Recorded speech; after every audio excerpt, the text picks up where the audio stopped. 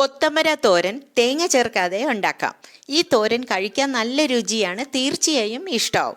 1 spoon വെളിച്ചെണ്ണ ചൂടാക്കാം, കടുക് പൊട്ടിച്ച് കറിവേപ്പിലയും ചേർക്കാം. എന്നിട്ട് 4-5 വെളുത്തുള്ളിയും 1 കപ്പ് കൊച്ചുള്ളിയും ചേർക്കാം. കൊച്ചുള്ളി ചേർത്താൽ തോരന് രുചി കൂടും. ഏത് കറിയിലും ചെറിയ ഉള്ളി ചേർക്കുമ്പോൾ രുചി കൂടുക തന്നെ ചെയ്യും. ഇതെല്ലാം കൂടെ വഴറ്റി ഉള്ളിയുടെ നിറം മാറുന്നതിന് മുമ്പ് തന്നെ 100 ഗ്രാം അമരയ്ക്ക എത്ര ചെറുതായി മുറിക്കാമോ അത്രയും തിന്നായി കട്ട് ചെയ്ത് ചേർക്കാം.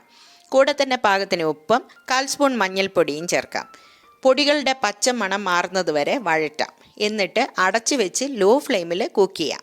ഒട്ടും വെള്ളം ചേർക്കല്ലേ, ഈ സ്റ്റീമിൽ കുക്കാവണം. 1 ടേബിൾ സ്പൂൺ വറുത്ത നിലക്കടല, 1/2 സ്പൂൺ ജീരകം, എരിവിനനുസരിച്ച് മുളകും കൂടെ ചേർത്ത് തരിതരിപ്പായി പൊടിച്ച് കുക്കായ അമരപ്പയറിൽ ചേർത്ത് നന്നായി മിക്സ് ചെയ്താൽ മാത്രം മതി.